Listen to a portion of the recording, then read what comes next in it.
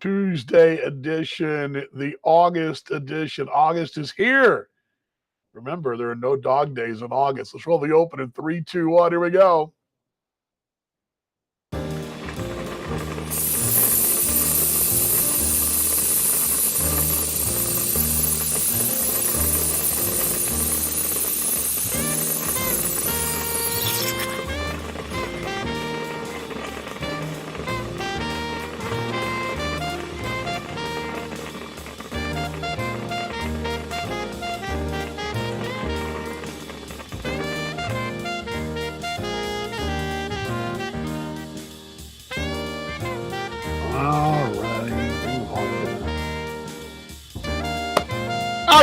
Howdy, everybody. Howdy. Say it again, howdy. It's like an Aggie. Howdy.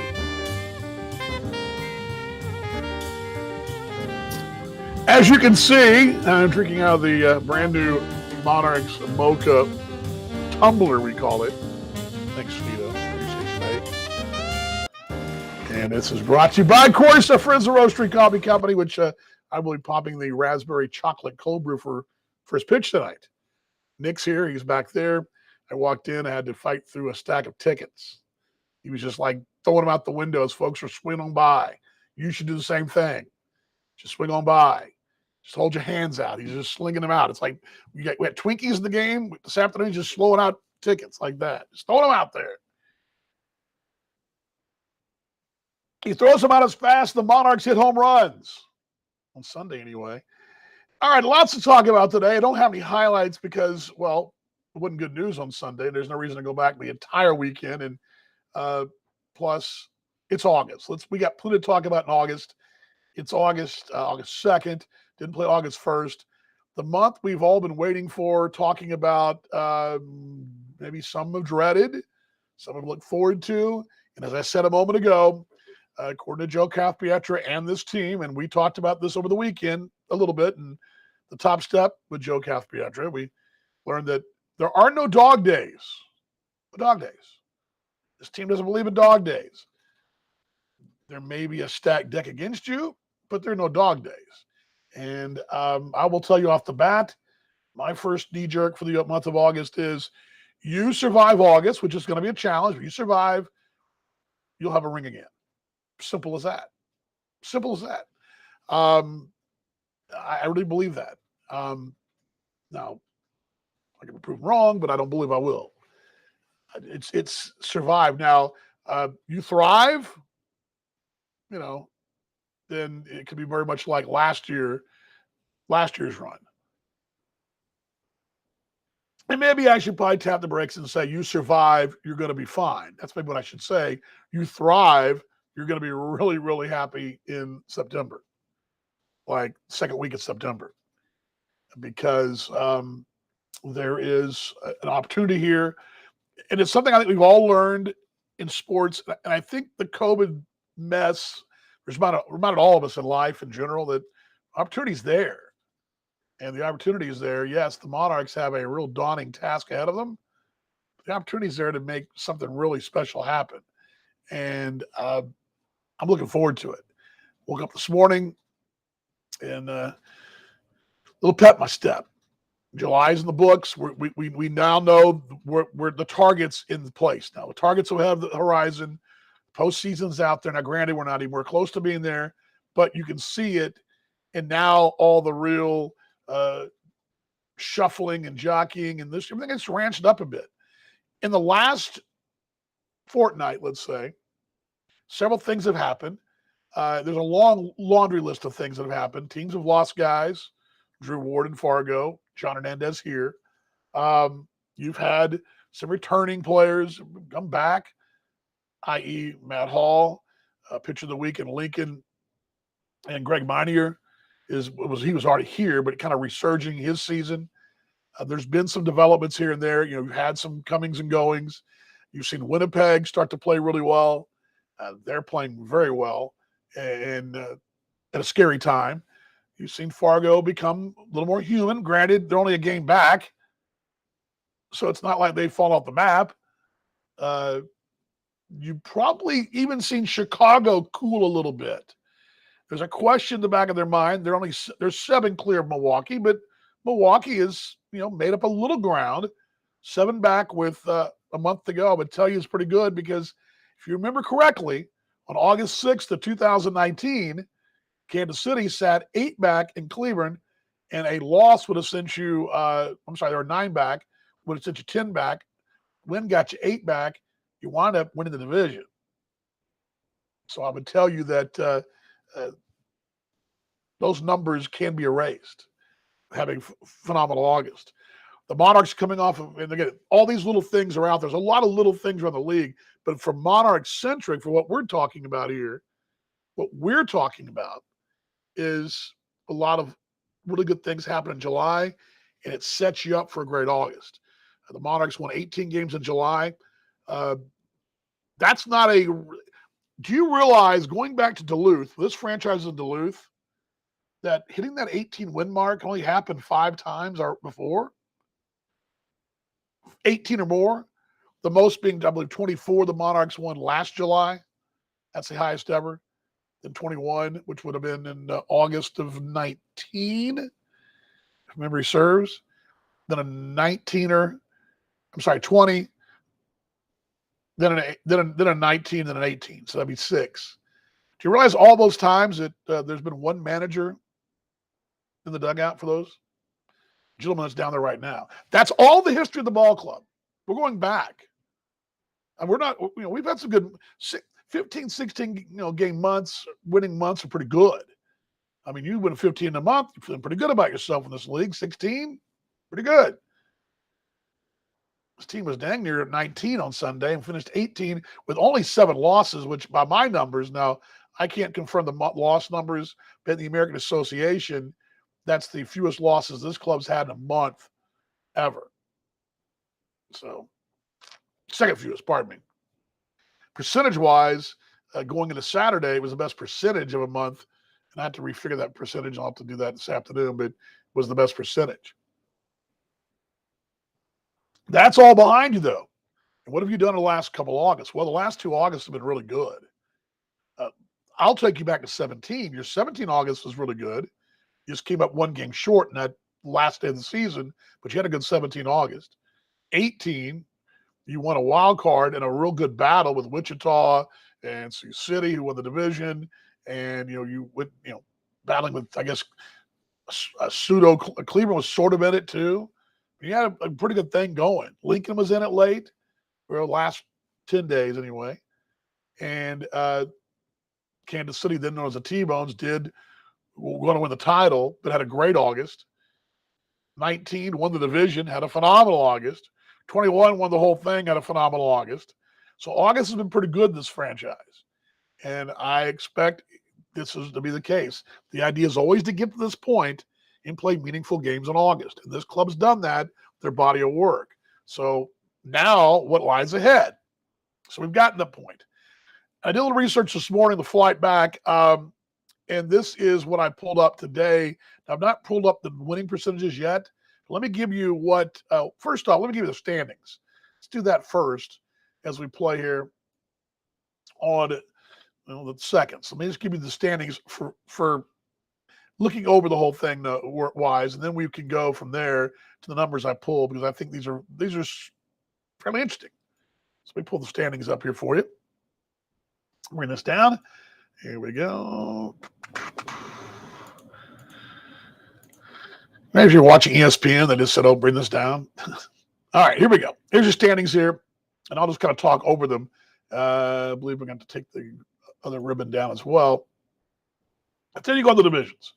And I don't know how much you guys can see, but if you're looking there on your screen, let's start in the East. Chicago, 43-25, second best record. Then they've dropped 5 straight. I mentioned that they've kind of come back a bit. Granted, Milwaukee's, when you've had the kind of year they've had, playing 500 in August, you're probably going to be fine. You're probably going to win the division anyway, because it takes a lot of different things. I mean, it takes you playing 500 and then having a 7-game winning streak and probably a 5-game winning streak to really get even with you. And those are possible. That's not impossible, but I haven't looked at those schedules, and we don't, for our show, for our sake, I'm not going to break those down. But King County, who we'll see tonight, a game below, they're 9.5 back. You see the separation from there. Cleveland right now, a game lead. Now, Gary won a huge game last night that lasted till midnight. It was a 15-12 thriller, which Gary won that game in Lincoln last night on a triple play. Yes. I've not seen the entire video of it, but I do know that's the case. They did a 5-4-3-6, I believe, or 3-5. Back to third. They got the final out at third. Bases loaded, nobody out, 15-12 in extra innings last night, and the Gary's going to triple play to win the game.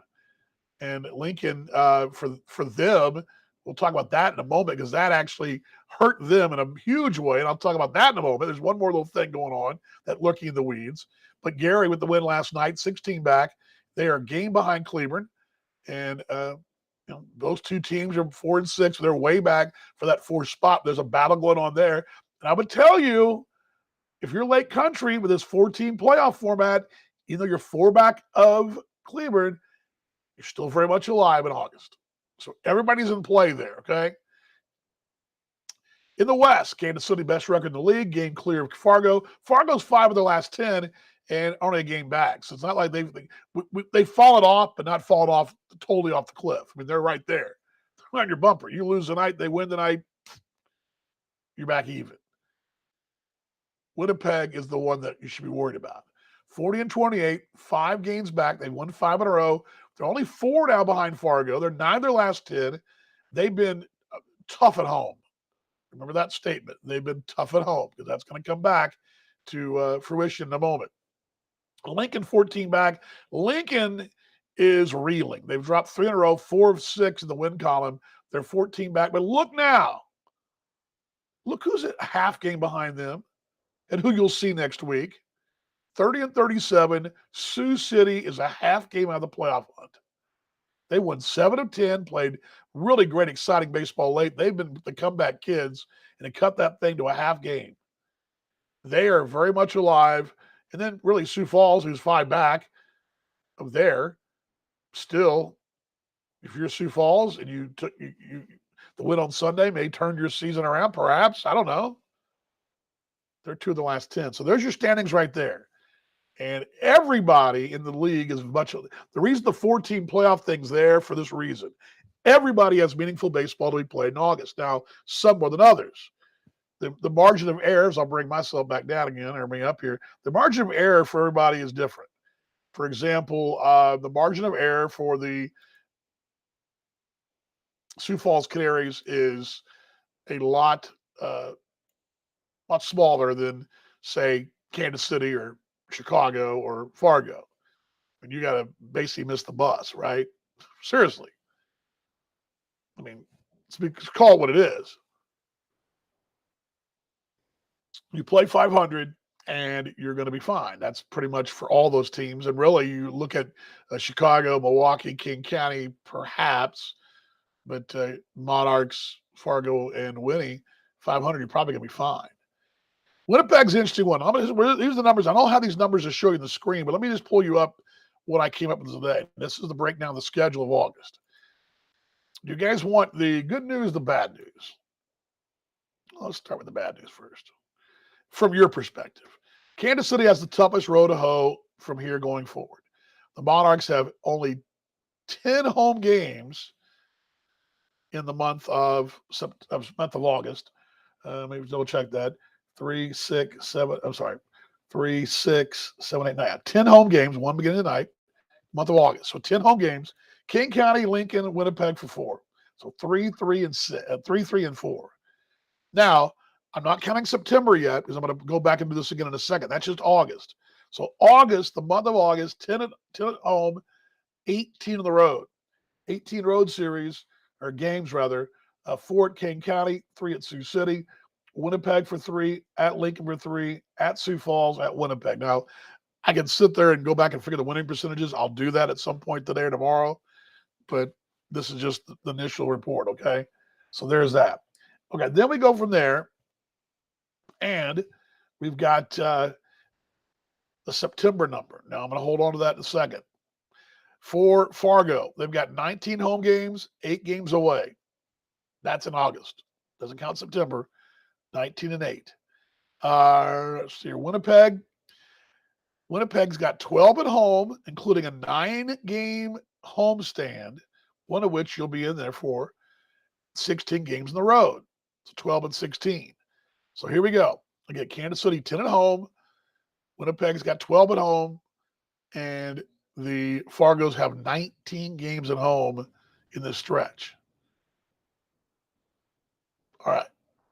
Now I mentioned September. Here's the thing about September.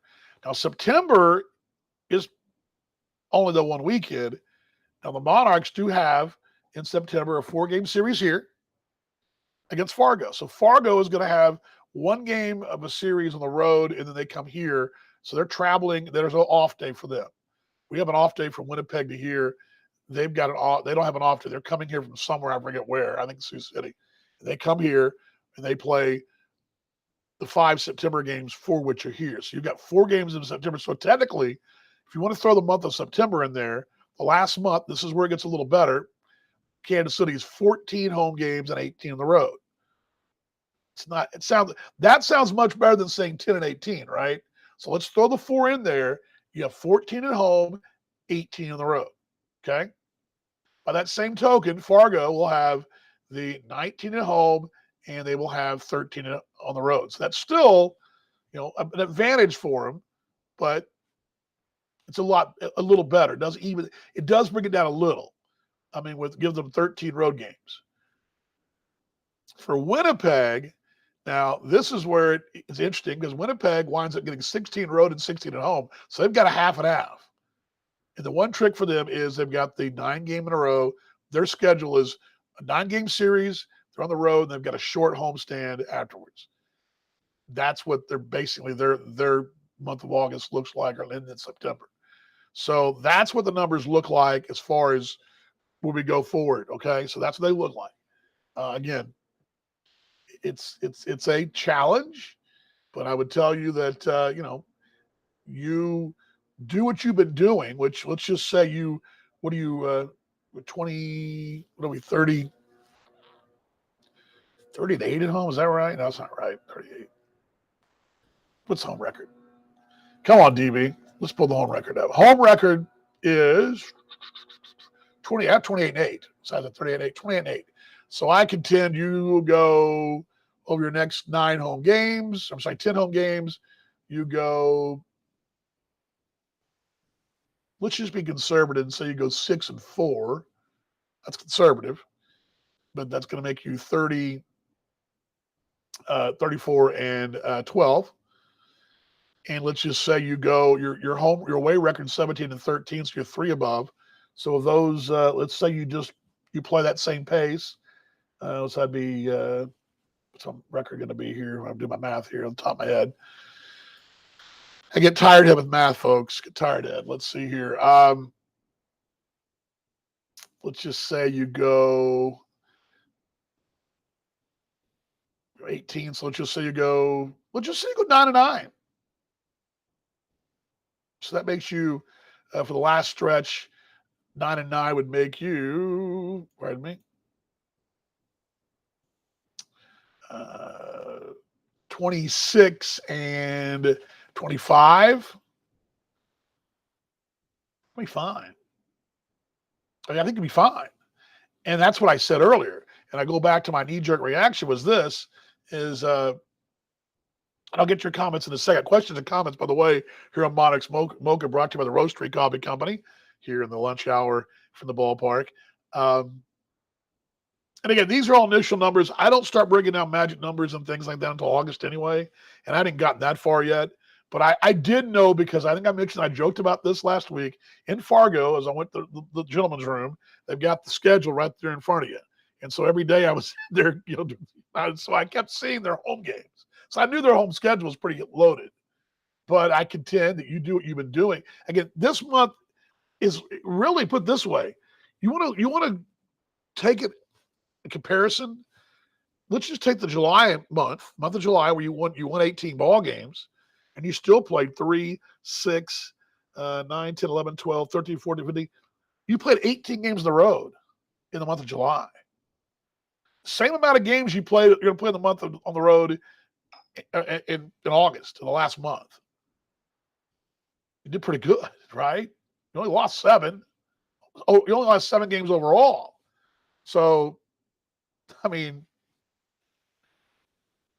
feel pretty good about that, right? I'm granted the All-Star break mixed in there. You won't be back to back to back to back and all that, but the numbers were very good. You have the July. You have a July like you had this for August. Let's see here. Question is comment. Last night we were just discussing all the remaining games and the ratios home and away. No, we knew this going in back. Gosh, when the schedule came out.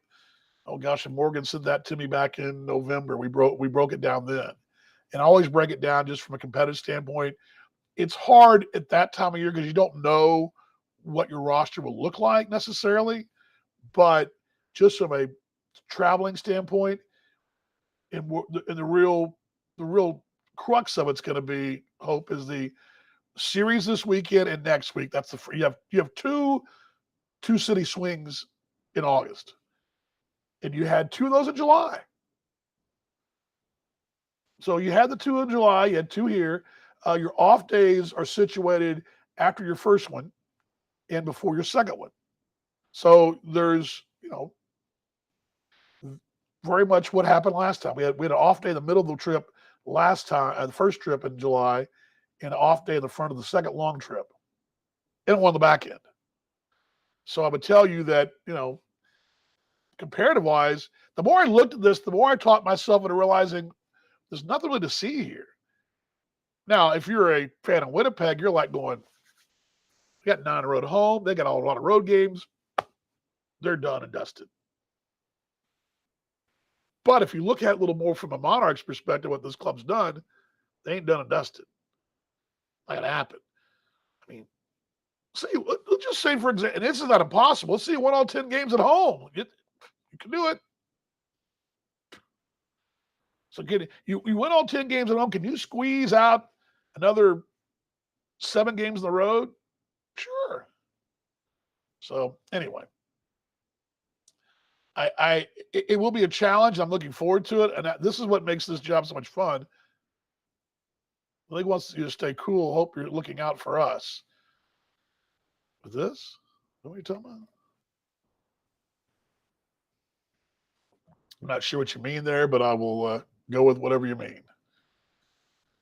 Clarify, Sneedo, clarify. Well, you know what? And Hope, from a fan's perspective, I think you're right. From a business perspective, I'll be honest with you. When you look at your fixture, your schedule comes out in November. The first thing you do is there's 2 things you do as a front office. And that means ownership, general manager, promotions, broadcast. Everybody looks and says, okay, what holiday are we home? Are we home Memorial Day, Labor Day, and 4th of July? Which ones are we home? So that's the first thing you ask. Second thing, or maybe the second thing you ask, but the first thing you ask, how many weekends I got? You look, how many weekends do I have? How many weekdays do I have? And where do those fall? And I will tell you, we had 3 weekends in the first month of the season. And then we didn't have but 1 in the month of June. We had 2 in the month of July. We got 1 in August. So ideally, from a business perspective, you'd like to move one of those weekends into another month, perhaps into August, because you had a stretch where you had your long homestand to start the year. I mean, you'd like to trade it, maybe even traded a middle of the week series in May for a middle of the week series in July. July is a lot easier to get folks out here. Here's the thing that we need to talk about the Monarchs Mafia meeting. Yeah, well, I'll talk about that too. Ticket dude, he was here and then he took off to a Whataburger, I believe. But yes, yeah, you're getting a good point. Oh, yeah, yes, the Heat, but I know. Again, I think you would. It's not so much the August; it's the lack of the weekends. If you could get 1 weekend here in August, that'd have been huge. I mean, I would even tell you the Winnipeg series that we have late in the month was a Thursday through Sunday. School's already back. I'm going from a business perspective right now. Competitive standpoint, it's clearly obvious. Competitively, if you've got 18 games on the road, that's a tough mountain. But again, I will also tell you, my knee jerk is you do what you got to do, you'll be fine. And this club has shown time and time again under this leadership, Joe and his staff, that they do what they do, they're going to be fine. And if you don't do what you're going to do, then you're not going to be fine. But this club has shown they'll do what they do. But yeah, good point. Let's see here. Where did I go down here? Alex, I missed what Alex said. Let's see here. Yes. Alex, and I'm not going to, I won't be too braggadocious as a broadcaster because what I do on the air means nothing on the field. So what I say or my gut feeling means nothing. But I can tell you, again, you survive in August / that weekend of September. You survive, you're going to be fine. Now, does that mean you're going to win the championship? No, but I would tell you that having to fight like tooth and nail to win a division or claim a tough number 2 seed would give you some momentum and give you some confidence.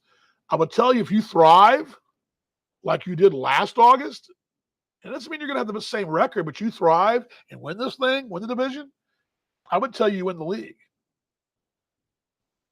I mean, that's what I think. So I think you're right on there. Kevin says, Kevin, how you doing, mate? Didn't get your bobblehead. Sorry about that.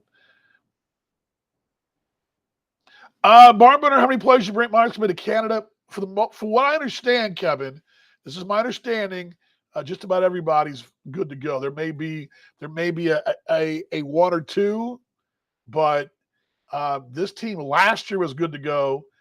I think of all the teams in the league, this team, per my understanding, is what he's saying is not every team is taking their full complement of players up there.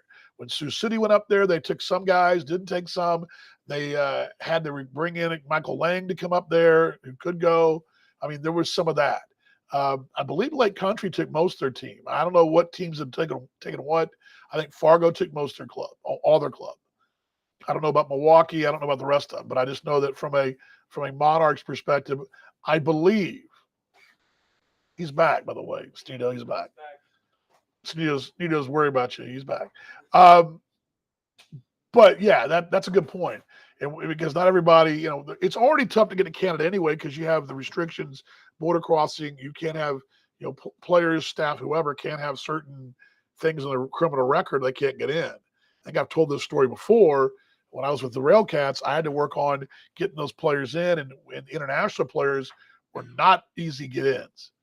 I mean, the Venezuelan players and Colombian players were not easy players to get across the border because they had to have extra paperwork, a lot of documentation that wasn't required by the American players. And you throw a Japanese player in there, which they had at the time, that made it even tougher. And I think I told the story where I went down to I think it was Fargo or no, Sioux Falls, one of the two, the mall, and got new photos for these visa applications for all the international players. And it was definitely languages of all been spoken there. It was pretty great. My English, Japanese, and Spanish all going at one time. So he's got a really good point there. But yeah, it should be a barn burner. Playing Canada's tough. I'll be honest, they're good people up there, but that's hard. Crossing the border and all that nonsense, it's a pain. Travel's already hard enough as it is. That's just a pain. But it's an advantage for them. That's a huge advantage. And like I've talked about the Australian League, in Australia, playing in Perth is always great because you're the only team west. You're the only team in the Western time zone. Everybody has to fly at least a minimum of 2 hours in Adelaide's case. And in Sydney, Brisbane's got to fly across the country. Melbourne's got to fly, a 4-hour flight. Sydney, 5-hour flight, one direction. The wind coming back's a little easier. Canberra's got to make 2 stops to get there. They can't even fly nonstop. So that's an advantage playing in Perth and playing, the different time zone. So I would tell you that Winnipeg has a huge advantage playing at home there at Shaw Park, and you have to cross and all that headache. It's a headache. In some years it's been easy, and some years it's been not. I mean, I told you the story of the Railcats on the air that the Railcats had to leave a player at the border when you left him there. Kid couldn't get in. It was a pitcher. in their bullpen. They couldn't get him in. I mean, he couldn't play. So that's a challenge, man. It's a challenge. So they have a huge advantage, but I think that, we haven't been. I think the fun thing is we haven't been up there since 2019. When we played them last year down in Tennessee. I wish we did again, by the way. I love going to Tennessee. Anyway, that being said, I think the excitement of going back up there for the first time, they have great crowds, the dancing ushers.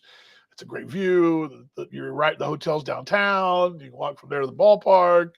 There's that international flavor, even though it's not Montreal or Ottawa. It's definitely not Toronto, and it's not Vancouver. But, you're in another country. It's and a lot of guys love that. It's a great experience. There's some guys that have never been. It's a cool deal. So I think the excitement in that first trip will carry you. The second one's the one that's going to be a challenge.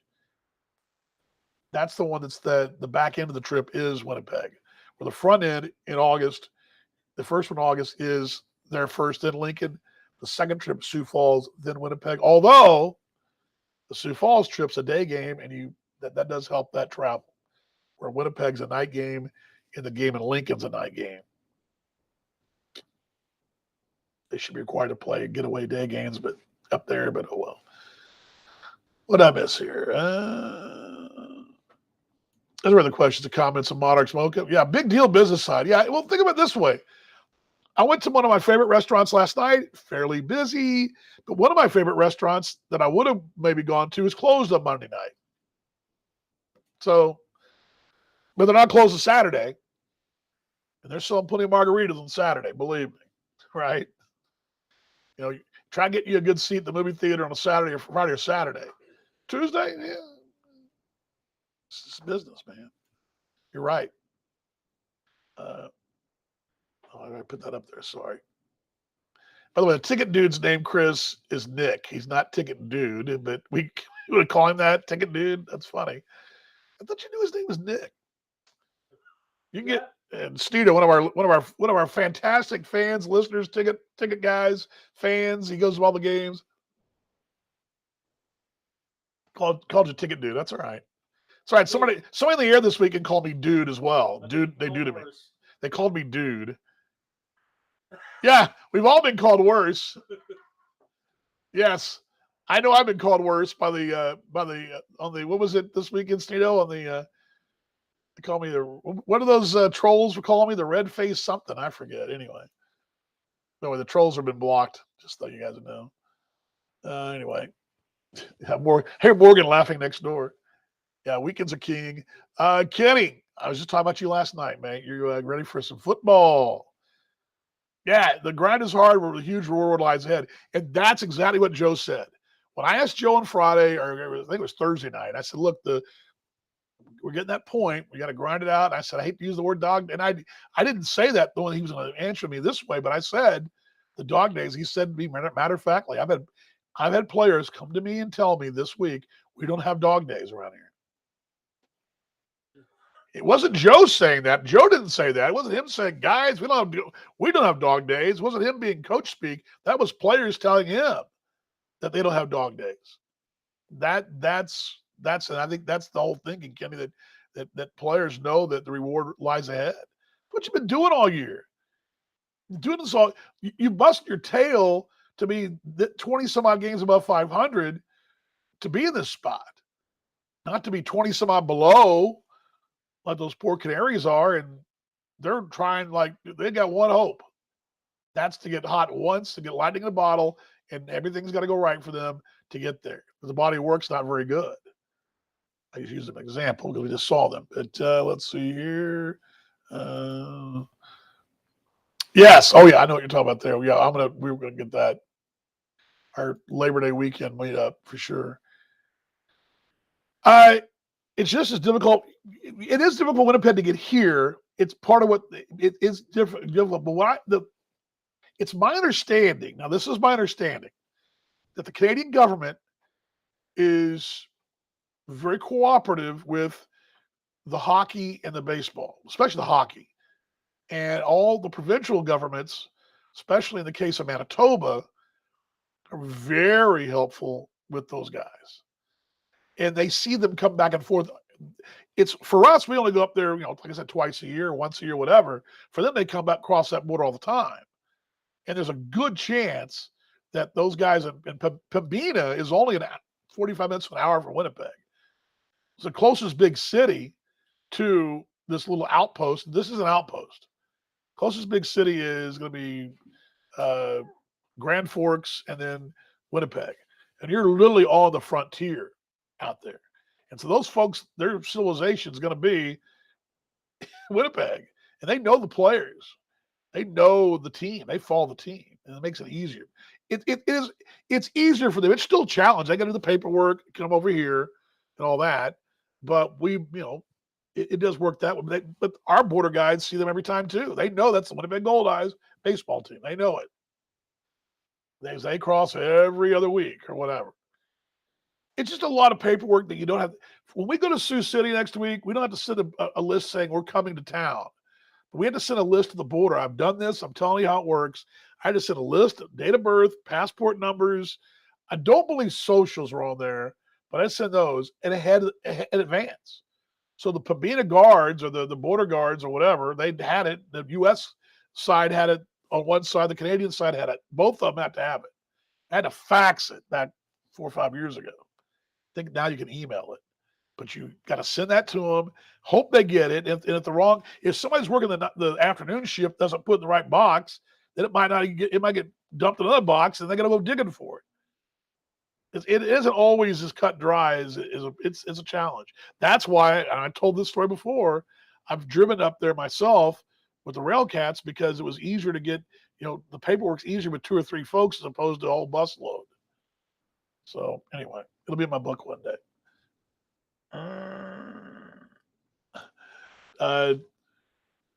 Ticket Nicket. There you go.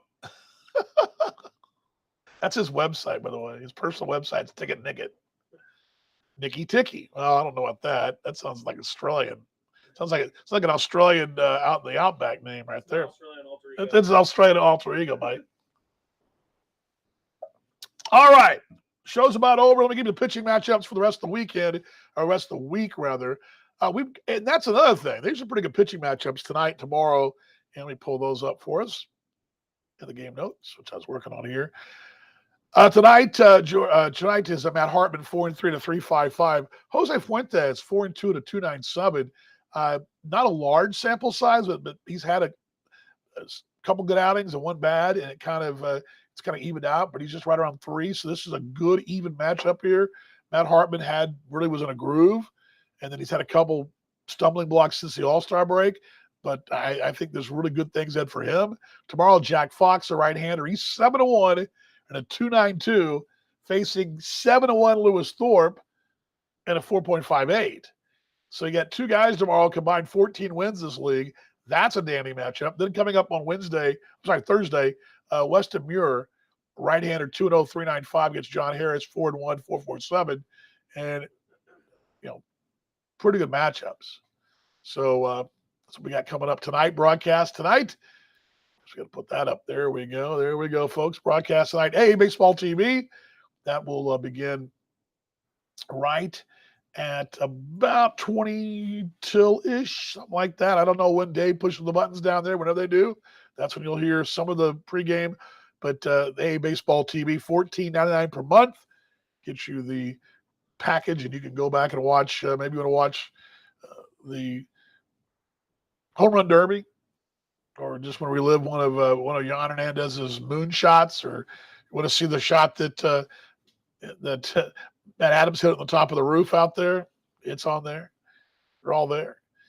$14.99 per month. And like I've told you before, I watched on my Roku. I watched the other night the Clevelands playing the Garys that we've already done. So it's all right there for you. Also, the radio, which we love to push because that's interactive and we get to chat back and forth. And you can do the AA Baseball, and you could buy that and then mute our radio call and chat with us on our chat. So you can download the Big Solar app, and then you can mute the radio and watch on video and chat with us back and forth. Very interactive. Did I see Better Call Saul? No, I'm 2 weeks behind.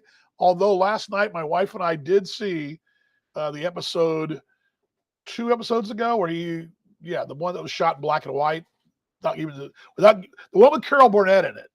Okay, that's where we are. We're right there. No, I've not seen the latest, but we will this week probably because she's coming in this afternoon. So anyway, where was it again? Oh, there we go. Back to the radio. Here we go. Pregame tonight. Tonight, I don't really I haven't gotten dove in yet to 101 and Monarchs flashback moment. Actually, I do have the flashback moment. I pulled it up today. I want to talk about the Monarchs in New York on our flashback moment on this day in 1942. How about that? And don't know what Mocha is going to be. Sorry, I know what 101 is going to be tonight, but it'll be something. So there we go. All right, pregame tonight. Jackson's back. Talked to Jackson this morning. He'll be back tonight. You'll have your scores and updates to the broadcast. Also about the stadium. You'll have the dugout report tonight as Jackson's back. Looking forward to having him. And then looking forward this week on Thursday night will be the American Association Game of the Week as well from here on Facebook. So there's all that in play. But tonight, radio and TV. And, of course, the final piece of the puzzle for the broadcast is the one on the YouTube page. Now, I had to block some folks there because I got some trolls on there. But YouTube page, which is being aired right now, you can watch the booth cam, which is me in the booth and Jackson in the booth. And things that happen great, we'll high five. Things happen not so great, we'll slump. There's a big home run, we'll be doing this. If Nick comes in and checks his email, you'll see him on the screen, and all that's there. All that. WD-40 comes in and comes in and has a margarita. You'll know that. All that's going on from here at the ballpark. Yes, tonight. All righty. Much love to you guys. Let's see. What does this say? What does this say? Sorry. I'm only 1 week behind it. Yeah, we got it 1 week behind. What's weird, though, do you guys know this? Do you guys get AMC Plus or AMC in your system? Because we get AMC. And also because of our streaming service, we get AMC Plus. And they had all the Better Call Sauls there, but they've moved them all to Amazon, which is good. But they're pushing this whole Amazon Plus trial. And we've already got Amazon Plus, but they took it off Amazon Plus and we have AMC Plus. They've taken them off AMC Plus, put them on Amazon. So I had to pay for it last night to watch that. I usually don't have to do that. Bizarre. WD-40 and I were like, so anyway, I guess we're 1 week behind then. Okay, cool. Better Call Saul is genius, by the way. Genius. And you know what's funny about the whole thing too, Stino, while I'm stalling here? Is that I was not I didn't watch Breaking Bad until it was already 5 seasons, 6 seasons, whatever in. And then I binge watched during the pandemic because I was like, I didn't think it was something I'd be interested in. I mean, honestly, a storyline of a meth teacher, a meth manufacturer as a teacher doesn't get me. Meth teacher. The story of a chemistry teacher who sells meth didn't interest me. But then when I watched it, I was like, wow. And I blew through it. And WD-40 I blew through it. And so when we got the Better Call Saul thing, we dove into it. So anyway. All right, folks, to the broadcast tonight. Got ready for the 1, 2, 3 Go Monarchs. I am so excited for the month of August. This is what, put it this way. There was a time this franchise did not have, how to put it, there was times this franchise was not in this position. There were times when playoffs and thoughts of playoffs were all, this has got to happen. You weren't in this position. You were trying to get to this spot. Now you are. These are the great times. So let's enjoy the great ride. Let's enjoy August. It's going to be fun. Buckle up, baby. It's going to be a blast. Let's see here. Oh, that's cool. That's pretty cool. I have a attorney with mine who's from Albuquerque. He lives down in Fort Worth, but his family's home still there. He lost his parents in the last couple of years, and he goes out there all the time.